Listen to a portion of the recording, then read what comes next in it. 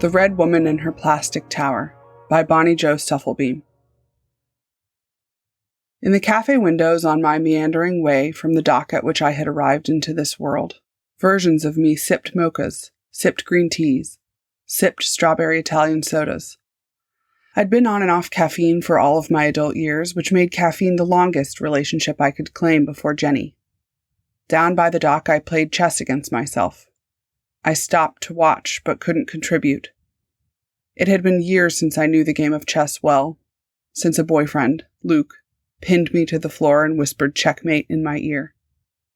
After Luke, I didn't play anymore. There are things gained and lost from past love. Chess, a sexual position you can't bear to repeat. New knowledge of human nature. Restaurants you can no longer visit.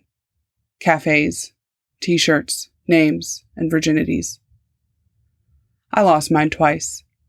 As a teenager to a girlfriend I loved like comfort food, and the second time to an exotic stranger, a man I loved like an adventure.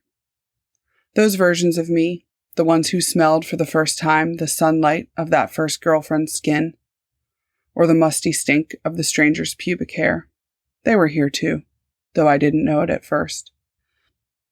As I searched for the home I shared with Jenny, I passed the apartment of a boy I wanted to love but couldn't once upon a time. It had been years since I'd seen the dusty pink brick, one side covered in graffiti that spelled out the name of a woman I'd loved only for a moment. Too much vodka in my veins, my vision blurred and oversensitive to light, making her burn bright as a paper lantern. Where were the versions of me who knew these people? Were they inside, waiting for their lover's return?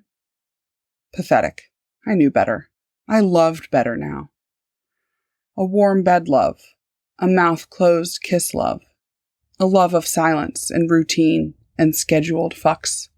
Lasting love. The sky overhead was the yellow of sun and jaundice. The air smelled of nostalgic rain, fish, and sweat. Before me, a city of mismatched buildings spread. I placed the different versions of myself in time by their dress, their hairstyles, and their jewelry. Up by the dock, the me who loved Luke wore the ugly black heart necklace he gave me. The other wore a ring on the wrong finger. She was a lonely me, a wreck of me. All of us wore jeans, reminding me how rarely I wore the dresses shoved in the back of my closet. I kept walking until I came to the park I had lived down the street from for 3 years. An abandoned public pool spanned the far half, a fence around it. In the playground at the park's center, I once nearly got caught smoking pot by the cops. 5 friends and I huddled in the tube at the top. Would I find myself hiding there? I climbed the slide the wrong way and crouched in the tunnel. Lying atop a tower of elaborate silk blankets was a woman. She did not look like me. Not the first not me I had seen. Her hair was red silk, her skin clear porcelain, her lips round and full and slightly parted, enough to show the slight gap between her front teeth. She wore a blue sundress over wide hips. Her bare feet twitched in her sleep.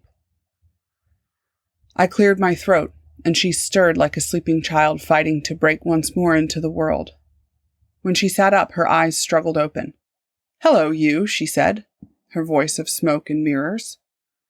She held out her hand palm up. "What have you brought me?" I blushed. "I didn't know I was supposed to," I said. "Sorry, I'll go." I turned. She grabbed me by the shoulder. "Wait, you must be new. You can call me Dell. This is my town. Welcome. You're early." "For what?" I asked.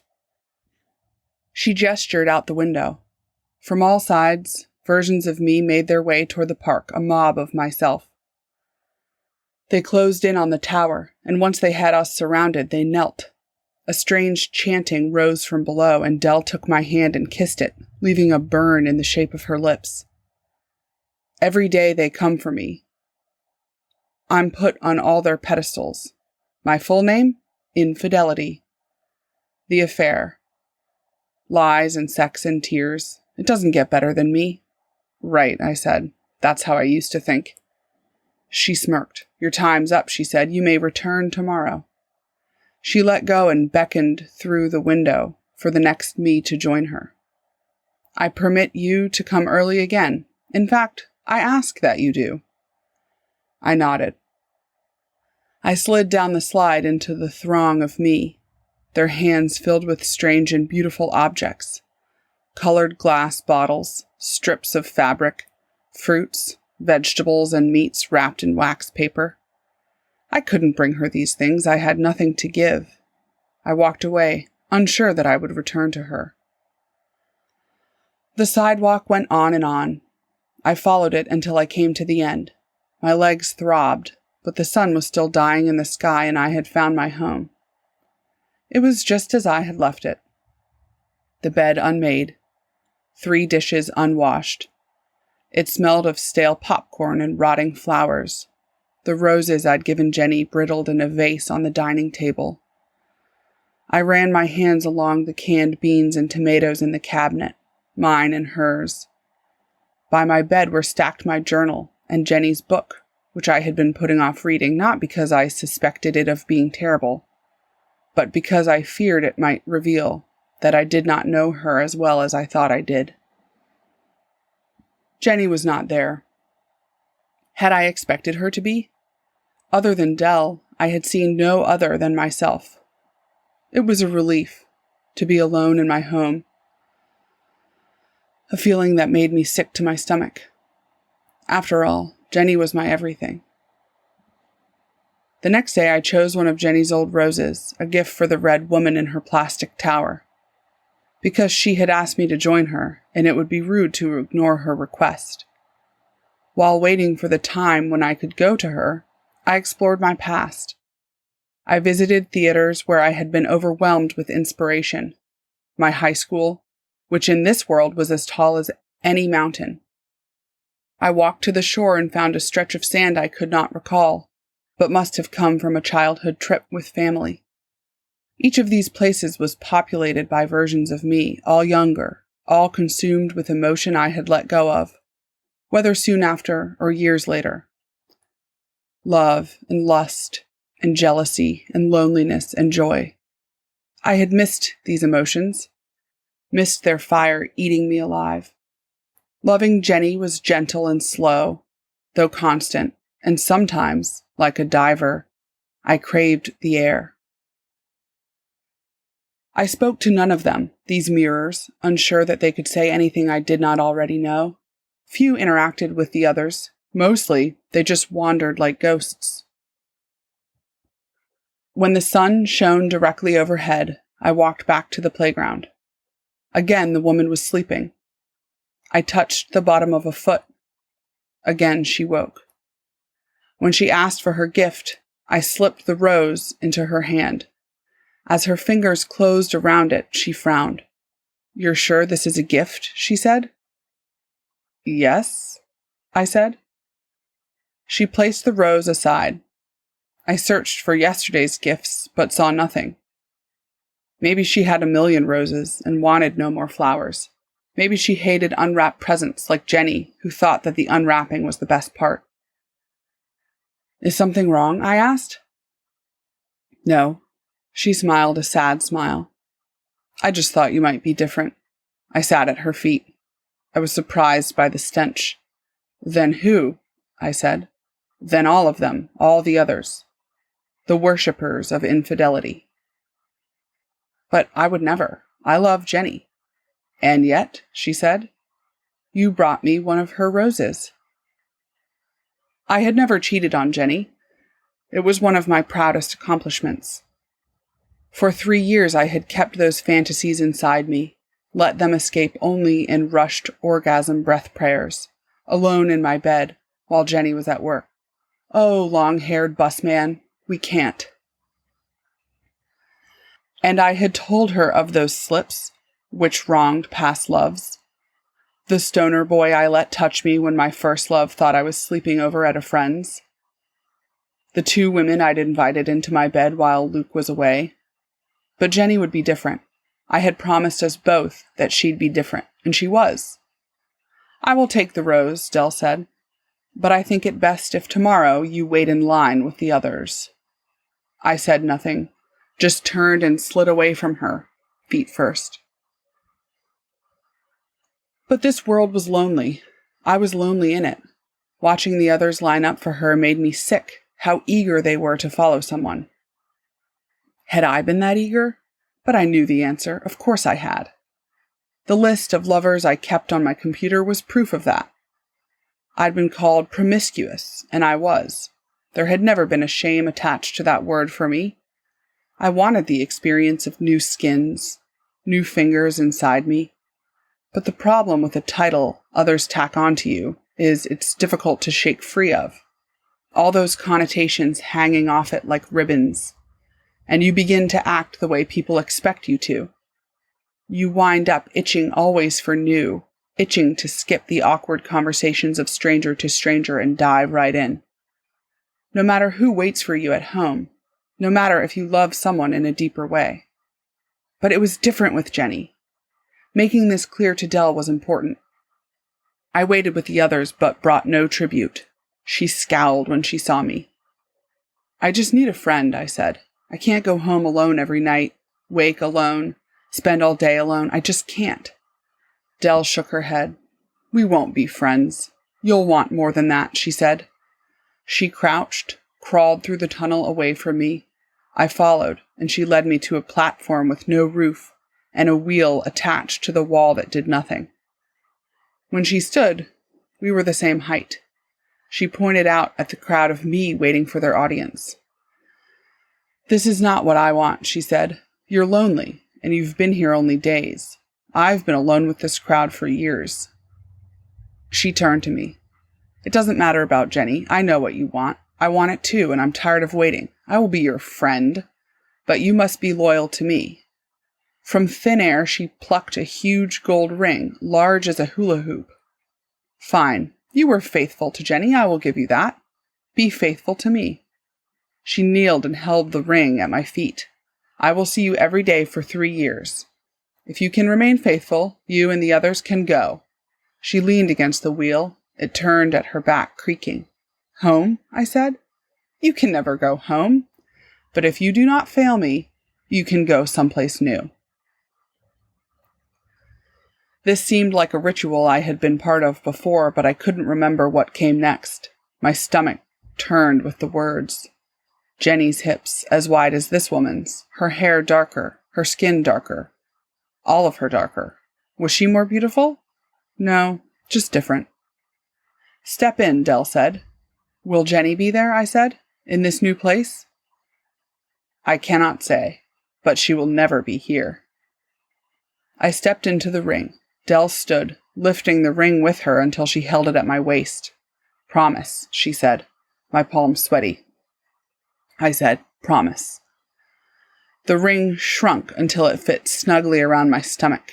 I couldn't breathe. She turned to the crowd. I have chosen, she said. This one will be mine. Let's see if she will be your champion. The crowd dropped their gifts. Their silence was unsettled amidst the shatter of breaking bottles and statues meant to win a woman's favor.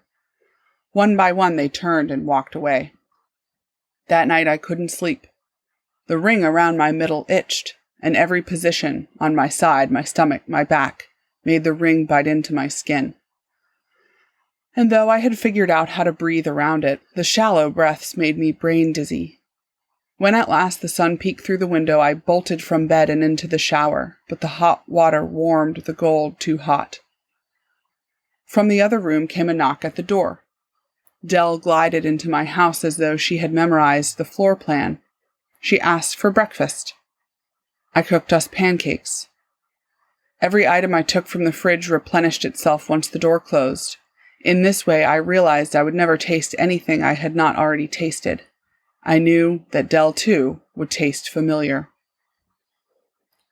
She handled the fork and toast and jam just as I did, daintily, as though breakfast were meant to be consumed piece by tiny piece. Later, when she kissed me, she tasted of blueberries and maple syrup. We will be more than friends, she said. Let me see your ring. I stripped. She did too. Her naked body was a force. Muscular thighs and veins that made designs under her see-through skin. Dark hairs leading a trail between her legs I couldn't help but follow. She kept her fingers hooked into the ring, moving me where and when she pleased. Complete control. Afterwards, she pulled me into her arms. I tried to pretend that she was Jenny, but she was not. I couldn't let myself be a liar on top of a cheat. It was like this for months, a routine Dell swept us into. I grew used to the ring. I grew used to forgetting for brief moments the shape of Jenny's face. One day I didn't think of her until night fell. Another day I stumbled over her name when speaking it. "That's right," Dell said. "What would your Jenny say to this?" And she disappeared between my legs. After a year of living among but avoiding myself on the streets, I grew curious. I had only spoken to myself in small doses, frightened that too much would prove cringe-inducing.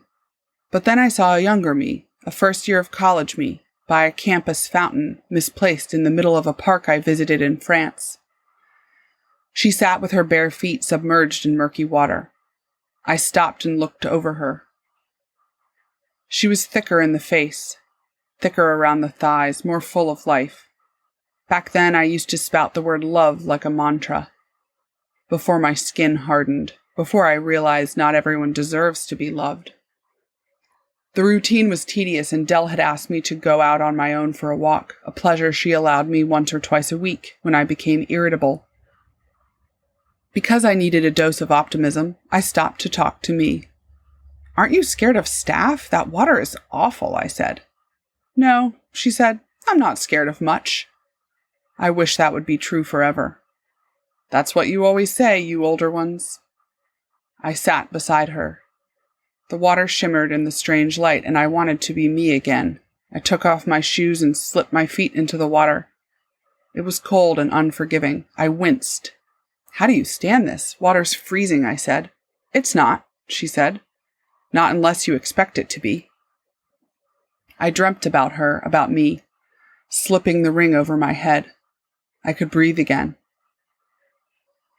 When Dell touched me, her hand burned a print on my thigh. "Mine," she whispered. But I wasn't. I couldn't be. She was beautiful and bold, but familiar, like a sister. Jenny had been familiar too, but that familiarity came with time. Dell had been under my skin that first time I saw her. The other versions of me began to look new next to her hair the color of the red clay in the lake mud back home. I hadn't found that lake mud here, not yet. Too many other places to see and not enough time. But I remembered the clay in my hand, squeezing out through my fingers. I thought of it as I squeezed Dell's thigh. It was the only way I could convince myself that I wasn't deceiving Jenny's memory. I saw the young me again. It seemed that she too had a routine. We spoke often. She remembered a me who loved more. I knew a me who loved deeply, a one and only love. "That's sad," she said, "that you won't ever feel those first consuming feelings again? That you'll never touch another?"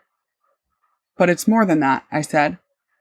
I wanted to explain how it was different, but I couldn't find the words. She wouldn't understand. I didn't tell her about Dell.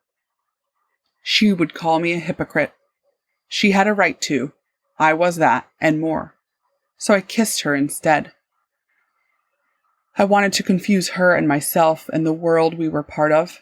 She tasted like my mouth, and when I ran my hand across her lips, I felt it in my body. It fascinated me, this mirror. When she grabbed my hand and pulled me to a nearby alley, where once, drunk, sick, and heartbroken, both of us had witnessed two cats wailing love cries one rainy evening, I didn't protest. I pushed her up against the brick wall and loved her like the smell of gasoline, intoxicating and dangerous and strangely sweet. Inside, she was as bitter as I was. I didn't tell her this. Over the next month, she came again and again in that alley, in my bedroom at night when Dell left to go wherever she went. To feel and be felt simultaneously. Intoxicating. I wanted more and more of it. I thought of Jenny very little. I thought nothing of Dell when she was not there. But the ring, it seemed, was permanent. "What's this?" the other me asked one night in my bed beside me. She wedged a finger in the crease and tugged. It stung for her to touch under there, like bull nettle. I wondered what had happened to that skin. I don't know, I said. It wasn't quite a lie. Does it hurt? Yes, I said. Of course it does.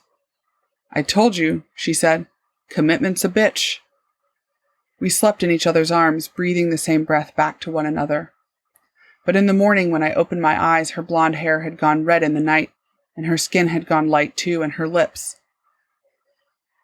I slept not beside a copy of myself, but beside Dell. Her breaths left her open mouth in shallow gasps. I didn't dare move. Finally, her eyes fluttered open. You thought I wouldn't know, she said. But I know you better than anyone, even Jenny. Who are you, really, I said. What is everyone here? I'm you. But you're not. I broke free of her, scooted against the wall. You look nothing like me. Yet, even as I said it, I knew it wasn't true, because the differences between the woman in my arms last night, the woman in the mirror, and this woman now were slight, as though tricks of some light.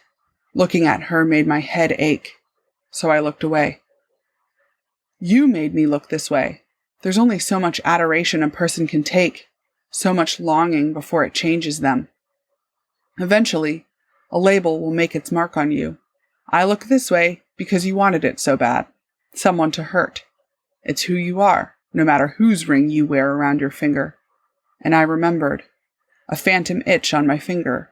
There had been a ring, hadn't there? Jenny had slipped it onto my finger as we sat in the shadows of a willow. We'd been boating. Will you? She asked. And I'd known right then that I was no longer the person I once was. That I no longer loved her. I can't, I'd said. And even then, it was as though I was watching someone else say it. Watching a stranger place the ring back into her palm. The itch for newness was too great to keep a ring around my finger. Rings meant something I wasn't ready for. And then I was on the outside, looking at two lovers on a boat, their stomachs twisting with sick clarity, their mouths dry with the knowledge that they would never be as they were. Those feelings of no longer loving her had disappeared like a bad dream. And I wanted to hold Jenny in my arms and breathe into her body, but I couldn't speak. Take me home, the other me was telling Jenny. We're finished. And I was moving away on my boat, a ghost in the world of the living. The other me had expelled me in a moment of weakness. I wanted to dive back into the water and shove myself down my throat, but I was already forgetting, a fog coming down. And I knew only that I loved someone. Though not as well as I had hoped. The other versions of me were right. On the boat, by the fountain, they knew. I worshipped a goddess of another name. It had been over a year, and I had not touched Jenny's book. I lifted Infidelity's hand to my mouth and kissed it. I'm sorry, I said. The ring around my middle loosened. I could breathe again. I gulped air. I slid the ring down over my legs and held it out to her. A gift, I said. I failed you. You always do, she said. She took the ring. She left without another word. I let her go. When she was out the door, I chucked Jenny's book in the trash. I wondered if, like the food in my fridge, it would return to me. It didn't. Now I go with the others to see her. Every night I'm there with a new gift, hoping she will recognize it. We all hope she will give us another chance, make of us a champion, but she never acknowledges us in any way other than a quick hello, a peck on the cheek, a thank you for the gift. I keep trying. There is nothing left to do but try. Because my body itches for a freedom I was promised, if I only remained faithful. So faithful I will be. You've just listened to The Red Woman in Her Plastic Tower by Bonnie Jo Stufflebeam. This story was read to you by Liz Sinden Pipher. Bonnie Jo Stufflebeam is the author of the short story collection Where You Linger and Other Stories, and the novella Glorious Fiends. Her fiction has appeared in over 90 publications, such as LeVar Burton Reads and Popular Science, as well as in 6 languages. By night, she has been a finalist for the Nebula Award. By day, she works as a narrative designer for mobile games. She lives in Texas with her partner and a mysterious number of cats. Liz Sinden Pipher is a graduate of the North Carolina State University MFA program. After a stint in the advertising world and a wonderful few years teaching literature to 8th graders, she now works at home on her novel and short stories, but mostly on raising her 3 young sons, one, then twins. When not rearing her boys or writing, she loves cooking, baking, hiking, sleeping, and using the restroom without an audience. To find out more about Many Worlds, check us out at manyworldsforum.com. Thank you for listening to Many Worlds.